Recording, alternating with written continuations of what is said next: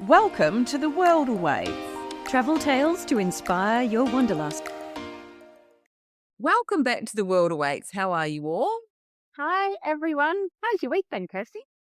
Such a good week. We both got to have a sneak peek at the new One Hotel in Melbourne. So this is one of the most anticipated luxury hotel openings in Australia. And if you head on over and subscribe to Carry On Luxury, that's Carry On with a K, you can see my story that I haven't written yet.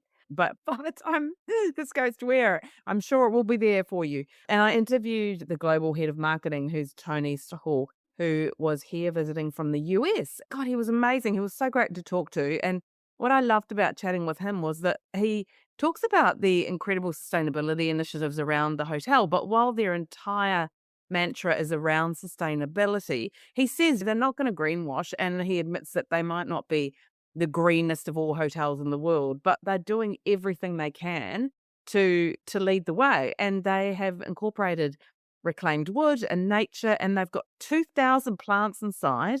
And so they're setting a bit of a benchmark and taking a leadership position and showcasing how luxury and sustainability can meld. Yes, it's a really interesting site.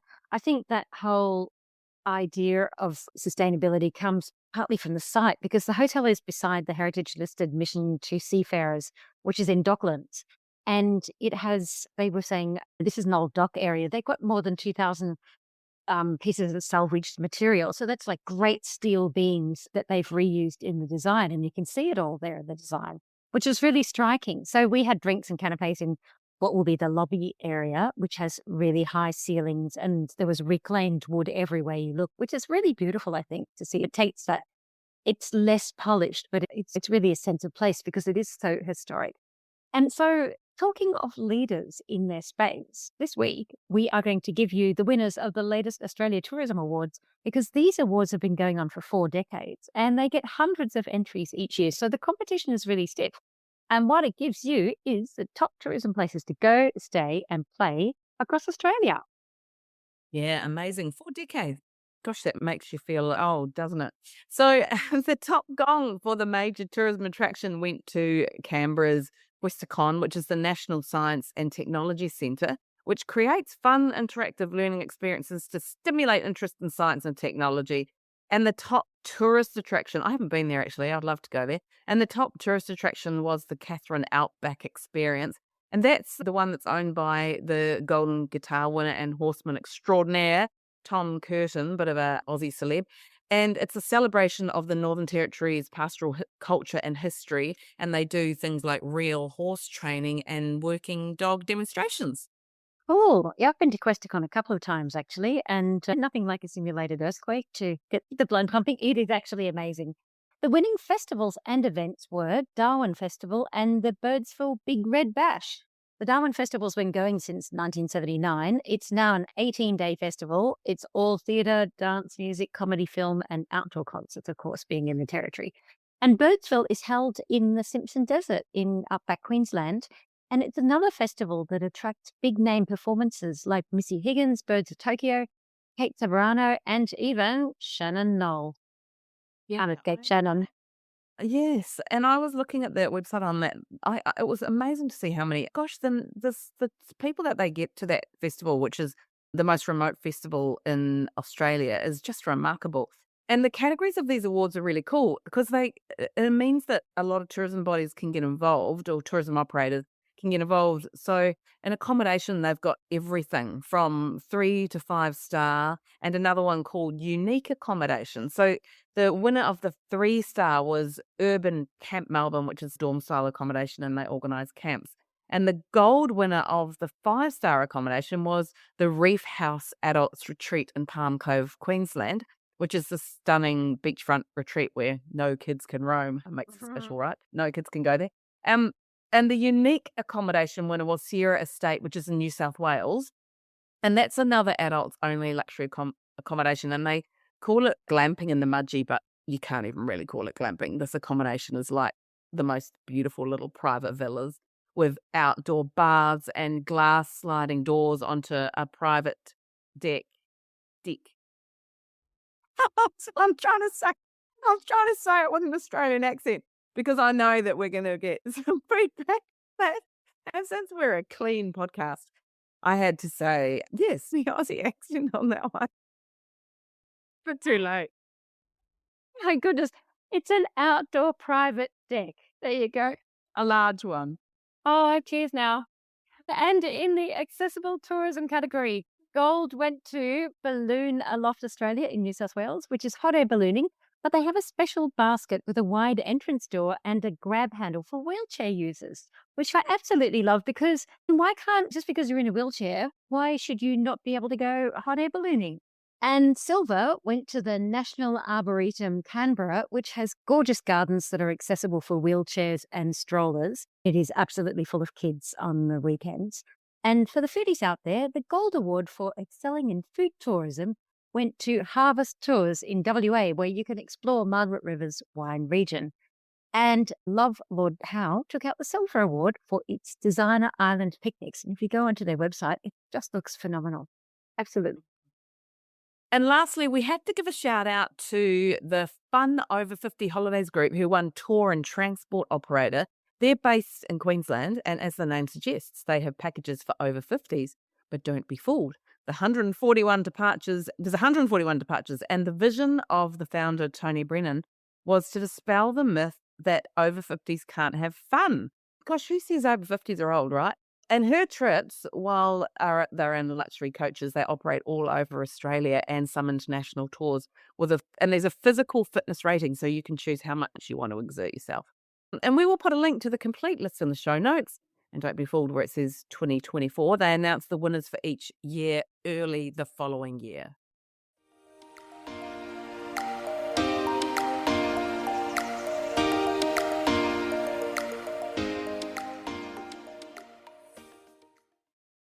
This week, I'm chatting to adventurer, author, and inspirational speaker Laura Waters, who's just paddled the length of Australia's longest river, the Murray River, which runs for roughly 2,500 kilometres. She's already walked the length of New Zealand, and we chat about what paddling solo for days on end was like, some of the toughest challenges she faced, and what are the best spots you can go to follow in at least part of her paddle.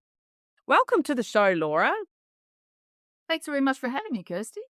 It's so great to have you on. We have actually had you on before, and we will put a link to the last time we spoke, which was about when you walked the lengths of New Zealand, which is an incredible feat. So tell us a bit about your background and how you came to do that. Yeah, look, I was working in corporate for 10 years and then I just suddenly saw a new hiking trail that had opened from one length of New Zealand to the other, and I immediately thought, I want to do that. And it's really opened the door to a whole lot of changes in my life because walking 3,000 kilometers on my own was something I didn't think I could do, but I achieved it. And so when I came back, I thought, what else can I do? And so that led me to quitting the corporate job and chasing my dream to be a writer. So since then, I've written 2 books, Bewildered and Ultimate Walks and Hikes Australia, and become a full-time travel writer. And speaker. And And incredible inspirational motivational speaker. And so tell us, so was it because of that you then just decided you'd look at what else you could do, and then the Murray came up? The Murray River has had a fascination for me for many years. I don't know, whenever I visited, I felt like there was a real energy about the place. And I was curious to know what the Murray was like beyond the big tourist towns like Echuca and Renmark. And I knew that it changed a lot. It starts up in the foothills of the Alps and travels all the way to the sea in South Australia. There's 2,400 kilometers and I wanted to see it all. So it was curiosity that led me onto this quest of paddling the Murray. Amazing. So how do you get started on something like that? Like, how do you know what you need and how do you get the gear? Yeah, I've done a bunch of short kayak touring trips before, and if you tallied them all up, it's probably about a month's worth. But I hadn't done anything longer than 6 days of kayak touring. And to be honest, it's a little bit easier in some ways to hiking, because when you're hiking, you've got to be really brutal about what you carry because it's all on your back. When you're in a boat, you've got much more space and weight isn't such a critical issue. So I already had all of the camping gear and I was used to what I would need food-wise for that sort of long distance trip. And yeah, I because I didn't really have any time constraint as such, I just knew that I could take my time, well, to a point, take my time and just take it as it comes. So how long had you anticipated that it was gonna take, and how long did it take? I had in my head about 2.5 months, and that is how long it took me. But I have to say, I would have preferred to have had more time because I felt like I was really pushing long days sometimes. And although the whole journey took me 76 days, I was only paddling for 60 days of that. And that's because I needed the inevitable rest days once a week. And then there was some weather contingency days, basically. So when there's a massive headwind, it's just, to my mind, some paddlers battle into it, but honestly, you can be busting a gut and barely making any progress. And I just thought that was a bit of a waste of time. So if I had a 40, 50 km/h headwind, I would just pull up on the riverbank and leave the next morning. And then there were a few electrical storms as well, and you certainly don't want to be on the water waving a paddle in the air when one of those is going on. No, absolutely. And so where did you start? Where did you actually start? And tell us a bit about what your days look like. Yeah, so I started from Bringenbron Bridge, which is near Corryong, which is about 40 kilometres as the crow flies from the top of Kosciuszko. So I started within sight of snow-capped mountains, and it was all very green, and there's cows and real sort of alpine lowlands feel. And then the first 3 days is rapids, basically. So I was shooting these grade 1 and 2 rapids, and the water's clear there. When we think of the Murray, we often think of that sort of cappuccino-coloured water, but when you're up high in the mountains, it's crystal clear and you can see the pebbles on the bottom. So, yeah, I started there and things are quite fast up high because the water drops a lot of or the river drops a lot of elevation in those first, I don't know, the first week or so. So it's running fast and you're really not doing so much paddling, but a lot of steering. And so I tried to, but then, sorry, as you go further downstream, the river slows down. There's 15 odd locks to get through, and the river widens as well, which slows things down, and you're more prone to headwinds. So it was very variable. It was very difficult to say how many kilometres I would do each day, but I would try to aim for at least 40 kilometres a day. And that might be from sunrise till 4 o'clock or 5 in the afternoon. Yeah, every day was very variable, very different. And then you pitched a tent? Yeah, yeah. So, and all of my gear stashed in dry bags and stuffed in the hatches in the boat. So I'm in the cockpit and there's a hatch in the front and in the back, and I would just have to stuff everything in there, which was quite an epic every day, I have to say. And sometimes I'd be exhausted just after that one process. And finding a campsite to suit. There were some areas where there was lots of camping opportunities. There'd be beautiful sandbars that you could just pull up the boat and easily drag it on shore and easily offload and reload. But there were also plenty of times when I would struggle to find somewhere to pull out because the riverbanks were too steep or there was mud on the shores. There was one point where I sunk into mud up to my knees, like quicksand, which was quite scary. And then you might pull up and it'll say private property, so you got to find somewhere else, or there might be so many gum trees around, which there's a lot of tree fall from gum trees up on the river. So I needed to find somewhere safe where I could put my tent up and not risk having a limb fall on me in the middle of the night. And that was always a bit of a challenge, finding somewhere suitable. It's very brave, and I know you've done a lot of solo traveling anyway. So for you don't really see it like that. But there must have been times were there times when you were a little fearful, or was it just, were there, when you were paddling and when you were staying in places, did you come across many people? Yeah, look, I've done a lot of solo hiking, so I'm not fearful of camping alone in the bush. As is sadly often the way, the biggest danger out in the wilds is humans.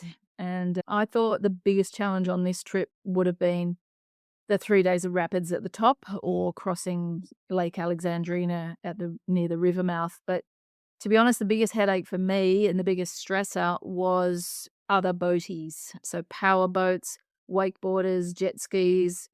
It was quite a source of stress for me avoiding interactions. Some of them were great, but there's quite a few, shall we say, irresponsible boat drivers out there who don't think about the wake they cause and how that affects a sitting duck like me in a human powered kayak. My sea kayak was 5.8 meters long, so not terribly maneuverable, very fast on the straight. But if I cop waves from the side, it can cause a big problem.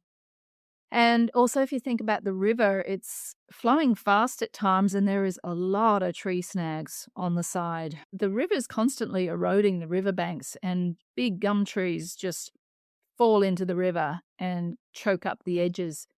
And if you can imagine your boat hits one of those submerged trees, you can easily flip and then get pinned in the boat against the water. So it's actually a really serious issue. And unfortunately, some people in tinnies or power boats actually thought that it was funny to just force me into these dangerous situations. I was coming out of Albury one late afternoon and I heard a tinny come up behind me, and it was getting louder, and I turned around and I could just see these two guys just coming straight at me, and they would have turned like barely 2 meters away, took evasive action, and then they just laughed and drank beers, and to them it was just a joke, but to me it was really scary, and I felt very vulnerable. From then on, I realized that, not everybody was gonna treat me with respect, basically, and that sort of transferred through, unfortunately, to evenings when I just felt very vulnerable after that. And when I'm camping on my own and campers turn up in a four-wheel drive at 10 o'clock at night and start driving around and playing loud music, you feel like a sitting duck. And there was another moment I had a close call with about 15 jet skis came racing around a blind bend, goggles on. It sounded like a Grand Prix track, the scream of the engines. And thankfully, I'd pulled over for a snack at the time. But had I been on the river at that point, they would have run me over before they even knew what happened, because it was a blind bend, that narrow part of the river. Once again, the usual snags on the side, and there would have been nowhere for us all to go. And it just concerned me that some river users aren't thinking about who else is out there and treat it as their own private waterway or racetrack. Yeah, and was that in a lot of the obviously you covered a really long way, or was that just a certain part? Really, wherever there were boats. Obviously, the Murray attracts lots of water skiers and jet skiers. So any of those tourist hotspots that do attract boats, I could be affected. There was a spot, I think I got less hassle further down the river, South Australia, but the river widens there. But having said that, I had a wakeboarder, a wakeboarding boat, come so close to me, I could have touched the guy with my paddle. He was that close. And the waves they make are like meters high. And I think he just went past saying, "High five." And I was like, yeah, it was just absolutely wild trying to stay upright in those sorts of waves. It's, not cool. Yeah, wow, gosh, From that point on, from that moment in Albury with that moment with the tinnies, every time I heard an engine, I would just have this rush of adrenaline and cortisol. Yeah, that wasn't fun. But then there were other long stretches where I wouldn't see anybody for a few days perhaps, and it was just the sound of the birds. And those bits were magical. I loved that. But other river users did add a bit of stress sometimes. So what was some of the best places or parts for you? You like obviously those tranquil places where you could hear the birds. Like whereabouts were those places were the best parts? Barmah National Park, I think that was the first point where I really noticed the bird song. I've spent a lot of time camping in the bush, but there were moments where I camped up around that point and the bush was just so noisy at night. It was unbelievable. I've never camped in such a noisy area with insects and birds and animals. And yeah, it was just fantastic. And when I had a rest day and stayed in a friend's house, the thing that really struck me was how quiet it was because I was just so used to this rich and vibrant environment. And yeah, so I often started paddling early in the morning to try and avoid the worst of the wind because the wind tends to pick up later in the day. So I would start at sunrise or maybe even a bit before. And then I would just get completely sidetracked and end up holding my camera for the first hour because the sunrises are just so amazing. There seems to be a real clear clarity to the light up on the river. Beautiful colors, pink and mauve and orange and yellow. And then you've got this mirror calm water. And the sound of the birds is just a total symphony, really fantastic. And I also saw a lot of emus from the boat as well, which was fantastic. I love emus at the best of times, but when you're paddling along and then you come around a bend and there's a few just walking on the sandbank, it's pretty special. Yeah, absolutely. And were there moments of real reflection for you, or was it afterwards that you thought? What was your thoughts coming out of it? Was it because obviously the New Zealand hike was so transformational for you? Was this one sort of one that you had a lot of time for some reflection, or was it more just, yes, I've got to the end, tick that box? Yeah. It was interesting because I went into it expecting it to be a real nature escape type experience as my New Zealand hike was, but I actually felt it was quite an urban experience in comparison. And I should qualify that by saying a lot of Murray paddlers do experience it as a nature escape. But as someone who's hiked for a week at a time where there's no signs of civilization at all, to be on a river where there's fairly constant stream of people, towns, you are never far from the sound of farm machinery or the rumble of trucks on a freeway just beyond the riverbank. Yeah, so I didn't have that real calming nature recalibration type experience. And because of the stresses, not just the physical stress as well of paddling and the stresses of other watercraft, I actually found it quite tough from that point of view. And so I didn't really have time for any reflection. Sounds a bit dramatic, but I was in survival mode a lot of the time and probably wasn't helped by the fact my mother died suddenly 2 months before I went out. And I was hoping that the river would be a healing experience like my hike was, but it's really just added to the stress bucket, I think. Yeah. So I didn't really have time to appreciate what I was achieving until I'd achieved the last hurdle, which was a day before the finish. And then the satisfaction finally hit me in a massive wave. And I was just like, wow, you did it, girl. And I've done a few challenges in my life, a few physical adventures, but this was the first one where I actually had a massive sense of achievement because it was so hard fought for. Yeah, absolutely. And not many people do it. It's just remarkable how the length that you covered and what you've achieved. It's incredible. There must be that absolute sense of complete satisfaction. What is there a section of it that if people, because obviously many people can't do the amount that you did, but is there a part, and you have touched on some of those of the best parts along the way, but is there a part that you'd say people could do if they just wanted to get a taste of it? Yeah, look around Barmer, there's a good section, Picnic Point. You can do a 3-day section there, and it's you'll get the beautiful birds, and the river's narrow and goes fairly fast at that point. There's also sections around, say, Hatter Kulkyne National Park, where there's lots of beaches and beach campsite, which is great. So you could pick a section there as well to do.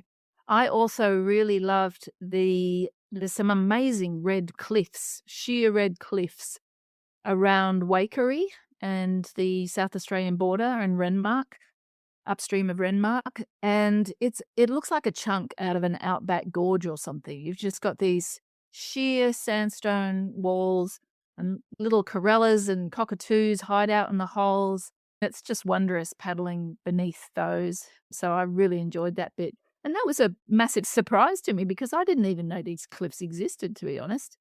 And I was just, every day I never really knew what the day would bring. And then suddenly I'm paddling one morning and going, wow, look at these cliffs. They're amazing. And I got all excited and took a million photos, and then the cliffs went on for days. Yeah. I got to enjoy that. But I also see a lot of houseboats enjoying that section as well. So it'd be good to do it on a houseboat too. Yeah, a lot easier sitting on a houseboat than doing what you did, that's for sure. So envious. Sometimes I'd go past and see people sitting on a boat with a glass of wine, logging it out and getting sore bum and sore fingers. But yeah, And it was your birthday too, wasn't it? Didn't you spend your birthday out paddling? So did you have an easier day that day? it was. I want to say a special shout out to Trentham Estate, which is a winery right on the riverbank. And I didn't actually know if they would take me in because I thought I'll go and do a wine tasting because it's right on the river, but I'd been out for a week. I hadn't had a shower in a week. So I'd washed in the river, but I've only got one out. And it's pretty stinky. And I brushed myself down a little bit and tied the boat up, walked up and went inside. And I was treated very wonderfully and did a wine tasting. Did you tell them? Did you tell them? Did you say, oh, hey, look, I'm actually peddling the length of the Murray?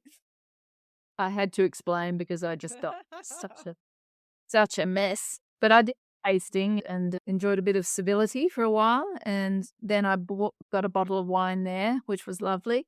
And took that. And the next day it was a couple of days later, but I saved that for my birthday. And I was camped at Devil's Elbow Bend, which is one of the most spectacular campsites I've ever stayed at. It's on a sandy point, and the rock formations there are just amazing. It's like a big cliff of sandstone that's been eroded into these domes, and you can see the lines of color in the rock. And so I just sat on that beach on my own, drinking some Trentham Estate wine and looking at this beautiful view as it changed with the sunset. It was just spectacular. Amazing. I love that so much. So what's next? What are you going to do next?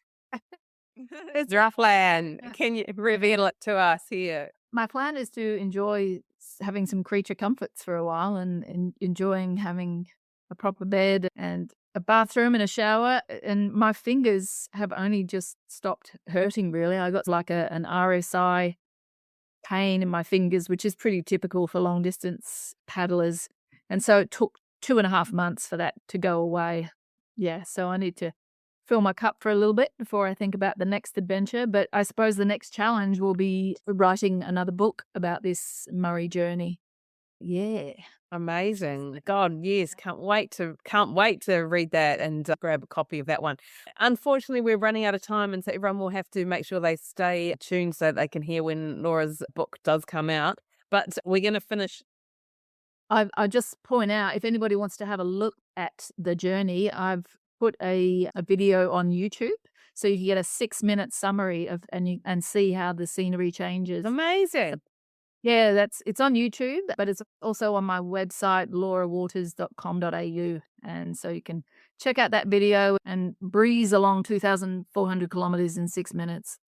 Yeah, great. Well, everyone, we'll certainly put a link to that in the show notes and everyone can check that out. So let's wrap up by telling us what's the most bizarre thing that's ever happened to you in your travels. There has to be a few. There, yeah. And I'll tell you this one story, but this isn't the only time I've had something this wacky. I was hiking remote backcountry around Mount Ruapehu in New Zealand, and it was a 6-day hike, not not very well visited. And I got to this hut one afternoon, and there was a guy standing on the deck, and I thought, oh, he looks familiar. Did I bump into him last week or something in New Zealand? And then I realized it was a hiker from America who I'd met also hiking in New Zealand 5 years earlier. So when I was hiking the Te Araroa Trail, I paddled the Whanganui River with him. And then just amazingly, 5 years later, we Randomly bump into it. and are both back in New Zealand and bump into each other again. That's pretty wild. You just think how small is the world when that's sun. Of all the places you can hike around the world, and particularly coming all the way from America. Oh, amazing. Look, it's been so great chatting with you. And like I said, we'll certainly put all these links in the show notes. And thanks for chatting to us about your incredible feat. Laura's such an inspiration in her ability to just get the job done. It doesn't matter what she attempts in the world of adventure. This is her second time on the podcast. Way back in episode 25, she talked about that walk from the top to the bottom of New Zealand, as she mentions in the interview. So to find out more about Laura, go to laurawaters.com.au, and we'll put a link to her first interview and to that YouTube video she mentioned in the show notes.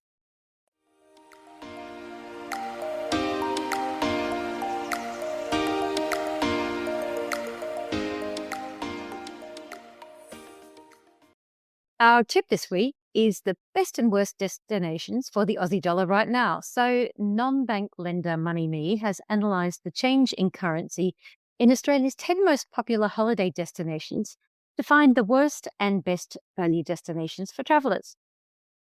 And not surprisingly, they are New Zealand and Indonesia. Will they rate as the best places to stretch the Aussie dollar because of how the dollar is performing? So if you headed to either of those, you'll fare pretty well. I think it does depend on when you go and how you travel, of course, because New Zealand can be super costly over summer. And then there are, of course, flights as well. For instance, because I go back fairly regularly, it's always around $1,000 to get back to New Zealand. But yeah, it does obviously just depend when you go, and obviously when you're there, if you're eating out or whatever on the Aussie dollar, then yeah, you're paying about 89 cents or something in the door. Yeah, it does pay to research when you go, especially when school holidays are there over there too, because New Zealand and Australian school holidays differ. So things won't be bad if you go outside the New Zealand school holiday period. And the same in Bali. You can get lucky and grab a flight for a couple hundred, or you can easily throw $1,000 on flights every time there's a whiff of a long weekend in Australia. And at the other end of the scale, the Australian dollar has weakened against the Chinese yuan and the euro. And when we were in Europe last year, and you probably had the same experience, Belle, I couldn't even look at how much money we were spending on things like food and transfers because it just popped me into it. I had some friends who went to Europe as well, and they were like, just don't even look, don't even try and work out how much it is in Australian dollars, because particularly food, and I think things like transfers, because we often, before we go away, we worry about the flight and the accommodation, and we don't think about the transfers. And the transfers can cost an absolute fortune. Not to mention, like, we're a family of 4 and we're eating out all the time. Yeah, anyway, that can become super expensive. Other places where the Aussie dollar doesn't do so well were also the US and the UK. Seriously, when do we ever do well there? But yeah, it's particularly bad at the moment. Yeah, absolutely. Yeah, don't look at when you're in Europe. I think Austria is pretty pricey anyway, but you trade that off for travel, don't you?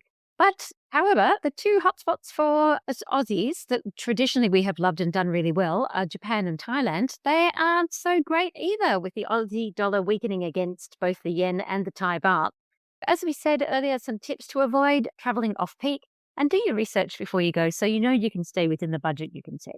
If you'd like to help support our production costs, you can buy us a coffee at coffee.com/theworldawaits. That's ko-fi.com/theworldawaits, so we can continue to bring you inspirational travel interviews with the world's best. Next week, I'm chatting to massive av geek Dennis Bunnick, who incidentally is also the co-owner of the very successful small group tour company Bunnick's Tours, which is currently celebrating its 30th birthday. So stay tuned. He has some fantastic insights into the behind the scenes of the aviation world. Yes, and also 3 decades in the industry. So I can't wait to hear what he's got to say and his experience. And please give us a rating and review on Apple Podcasts. Click on our profile, scroll down to the bottom to ratings and reviews. And if you're on Spotify, go to our main page and click the 3 dots underneath our photo. Or simply drop us a line at hello@theworldawaits.au. We honestly just love hearing from listeners. It just gives us so much joy. Please do drop us a little note. That's a wrap for The World Awaits this week. Click to subscribe anywhere you listen to your favourite pods. Thanks for listening. See you next week.